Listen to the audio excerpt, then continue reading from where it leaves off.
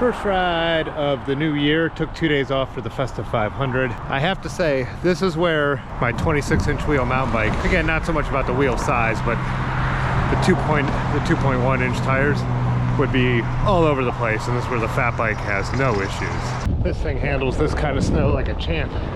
It's like very cold, so slick snow, but pretty packed. Not entirely packed, but pretty packed.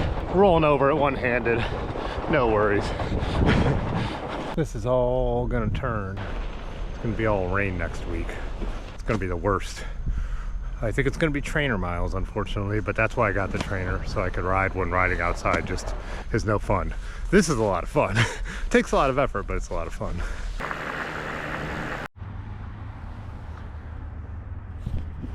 Looks like I'm gonna be the first person to ride over this bridge all year.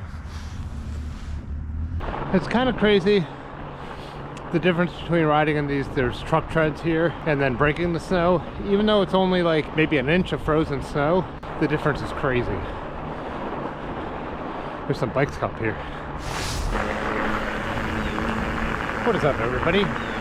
Two cool things today, trying two new cameras. Well, one new to me, which is the GoPro Hero 12 that my buddy Donald in Cincinnati sent to me. More on that later. And then also we're gonna try a miniature drone that should follow me. We're going to the gravel to see how that works. Also trying out the Surly Wednesday again. So taking it on some gravel we haven't been on with it yet. As I keep mentioning, there's so many different kinds of snow out there. One thing with the fat bike that I wonder is, where are you better off cutting through the snow with some skinnier tires than pushing through it with a fat bike? Like, where would that line be, and what kind of snow would it be? I remember one night we were out on this very trail and a friend was on a cross-check and he was just flying while the rest of us felt bogged down. I wasn't riding a fat bike, just my wider studded tires, but one of those considerations that I never really know.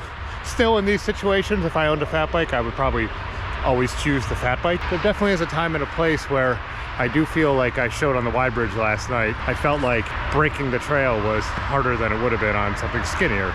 But then also would I have been all over the place on skinnier tires. Another cool thing is there's puddles.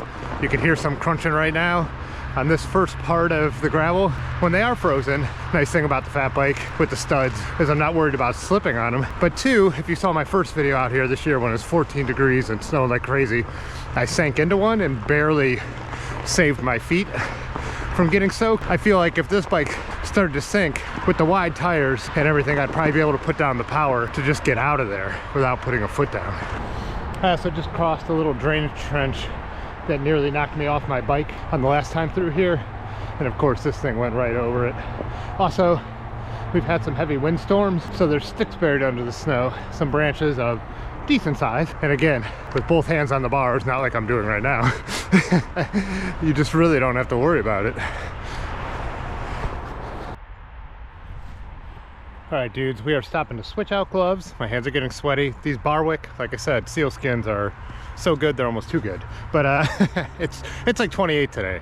That's also why we're able to get out the next thing, which is the HOVERAir Pro Max. I don't know. This is not a review video. This is a trying it out for the first time video. That's why I wanted to come out where there's nobody around and where there is kind of a straight path and not a ton of obstacles.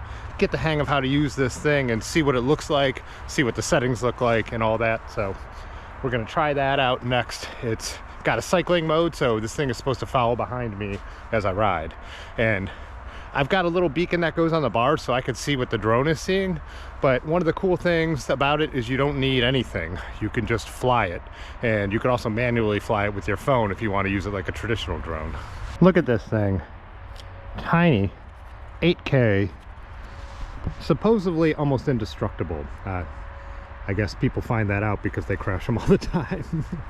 All right, we can see here the beacon is working. Other cool thing is this little beacon on the bars will record audio. So if I wasn't using my GoPro, I should just be able to use this thing. I think I just press lightly on the button, it'll take off in my hand, and then I think I just need to start riding. Middle, cycling mode.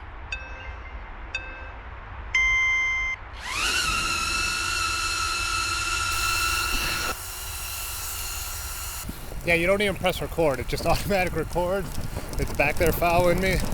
Also, this is shooting in 8K 24, so we'll see how that looks.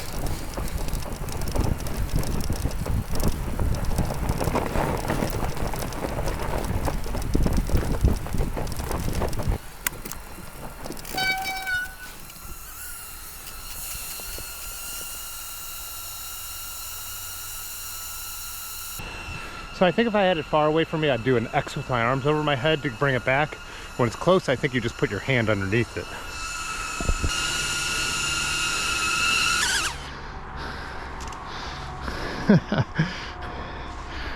Okay, that's cool.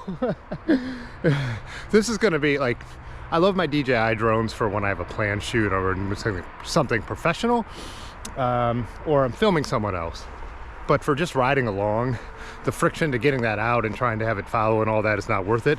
This, on a trip, especially when I'm not, you know, the slowest one on the ride where I could ride ahead, put this up, is going to be awesome.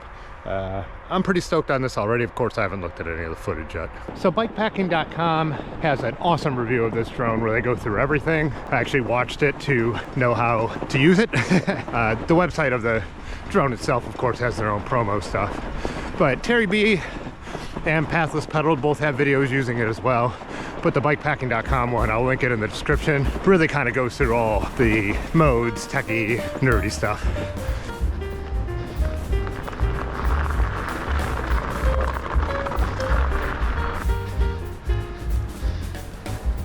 This is why we call it the industrial gravel.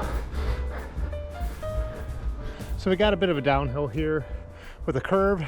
So I'm gonna get it out, fly it one more time. I was thinking of getting to the off-road crazy like rat trails, but I don't think I'm gonna have time for that today, but we'll do that in the future. So test it out when we're in narrow pass with curves and winds and all that stuff. But from the videos I've seen, it handles that pretty decent too. So I am testing out the audio on this thing, so I'm curious how that works. I think it syncs up automatically after, but if this works well, I'll be stoked about it. I'm assuming the mic's only on the front, so I don't think I'll need a windscreen, but we'll find out about that too. It has noise reduction, so I think it could filter out the sound of the drone as well. But this thing maxes out at, I think, 26 miles per hour and no wind, which for me is plenty fast. I mean, definitely today in the snow, but even for most riding, man, it's locked on. It's right behind me. Let's see how we do with pickup speed on the downhill. This won't be crazy speed. This will be 17 miles an hour maybe.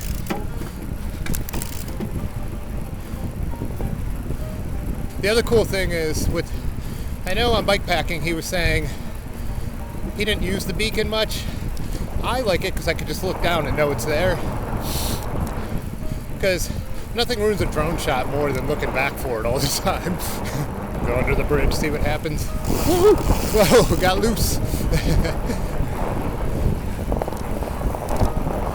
And I can select how far back it is, how close it is. We're sticking with the simple settings today. I think in optimal conditions, you're 16 minutes on the battery. They sent me a charger and 2 extras, and they're not that big. I would definitely bring this on my bikepacking kit. It's light, it's small. I wonder if while this is flying, like my DJI, if I could use the arrows on this beacon to move its position. I'm gonna try it. Okay.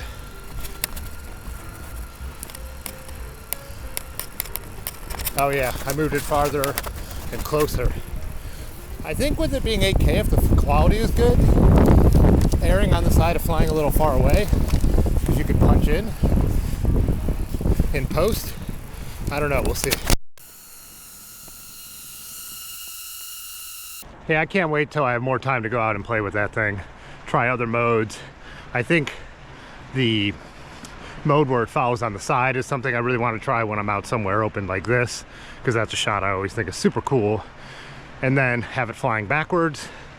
But then yeah, the off-road trails, have it doing the follow behind mode would be so cool. So we'll see. I got some more learning to do and more experimenting when I have more time. But heading to Florida for the weekend in a couple weeks for a gravel event, Orange Blossom Gravel Grinder. I don't think I've really mentioned I'm doing that on this channel because I like to wait till things are closer and almost inevitable before I announce them. But I think this thing is definitely going to be coming with me because that could make for some rad shots.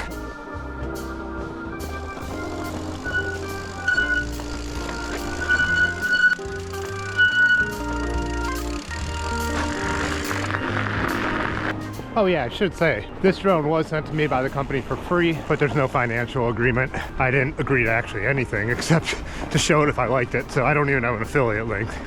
There are a lot of paid reviews out there. I don't know if there are of this drone, but you know, a lot of paid camera reviews these days, so it is worth letting you know that this is not paid. I am stoked on it. Like I said, Terry B and Pathless Pedaled and Bikepacking.com have almost influenced me to buy one. So when they reached out, I was like, hell yeah. We're getting the big boy tools now for YouTubers. Just an FYI, I'm not criticizing how other people choose to run their YouTube channels, especially people who do it for a living.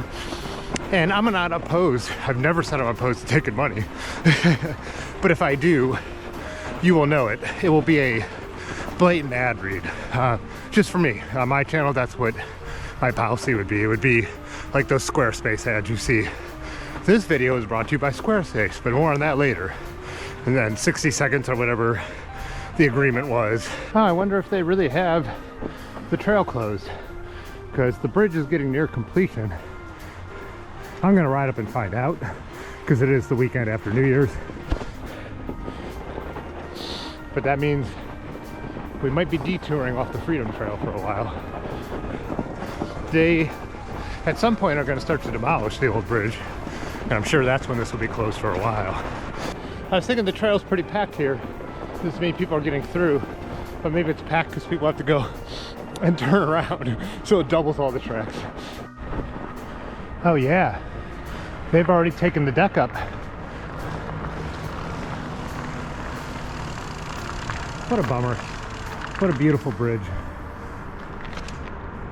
Giant steel bridge being replaced by this ugly concrete thing. I'm sure poured concrete is way more cost effective, but everything they build now is just ugly. I kind of want to bring my camera out here, get some of that bridge before it's gone. Especially it looks so crazy without the roadway on it. When we started riding, or when I started riding with friends a lot 10 years ago, this wasn't even a official trail. It was single track on the old railroad bed that we used to ride through. And if you've seen the memes that have been going around, men of a certain age like to say they used to do this on 32 millimeters. And nothing could be truer. It's probably 28 in our case at first. There is 40s, 50s, and rain in the forecast. Who knows when we'll get to fat bike again. At least this one on studded tires.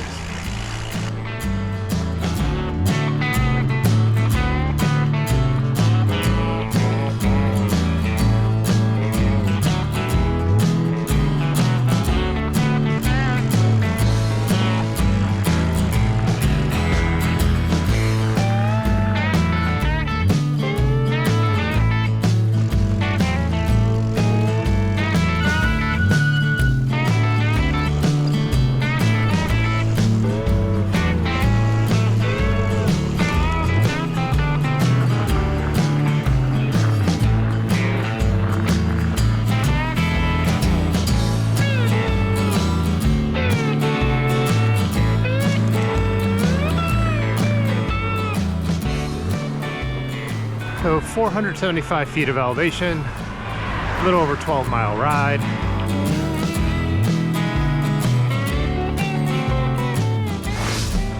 So yeah, at the end of that ride yesterday, my camera kept shutting off. It was too cold. I didn't have it protected from the wind at all. I find that's a big deal with action cameras, even if you could just put it in a rear jersey pocket or something to keep it out of the wind. It wasn't super cold yesterday, but after a couple hours out there, that's what happens. Today it's actually in the 40s and the sun is out. I'm gonna run some errands, drop off the latest sticker orders at the post office, and I need to pick up more stamps so I could get the rest of the orders out. And I think we'll make this like a 10-miler. Tomorrow it's supposed to be warm again, but it's gonna rain all day. I signed up for one of the stages of Tour de Zwift at 10 o'clock. So I think it's gonna be a trainer ride tomorrow. I have to say I'm always a little bummed when the holidays end. I like the food and friends and family, the events, the lights, the whole thing. It just feels like fun stuff going on at a time of year that could be gray and just cold, or chilly and rainy around here sometimes. Either way, the good thing is I have some stuff to look forward to this winter. As I mentioned, heading to Florida for the Orange Blossom gravel event, and also another trip that I will be bringing up down the road in February that'll involve bikes. So me and Aaron have talked for years about getting out of here a couple times over the winter, because summer, there's no reason to get out of here. That's when it's nice.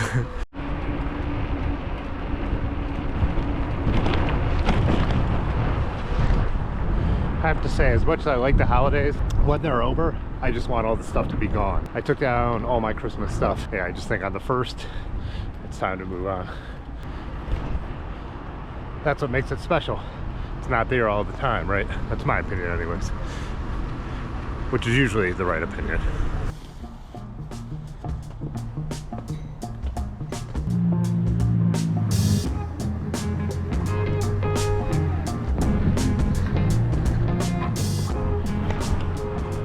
And yo, a little plug for myself. Anyone who wanted one of the industrial gravel t-shirts, there's still a few of each size left, but Mike is working on some new designs for me. And the next round of t-shirts, he's gonna hand screen print the new designs. And I don't think we'll run those industrial gravel t-shirts for a while. So just a heads up, when they're gone, people always ask me for them. So I ended up riding over to the grocery store to pick up a couple items on my way home. Ran into a guy who was riding a vintage Schwinn at the grocery store. Me and him ended up chatting. He was 70 years old, said he still rides 150 miles a week. So really cool. Got in a nerdy conversation about bikes for a little bit, and then I guess I just forgot to film anything else. I guess that was on my mind. But anyways, that's gonna do it for this one. Thanks for riding along. Remember, grab yourself a t-shirt if you would like before they're gone, and I will see you in the next video.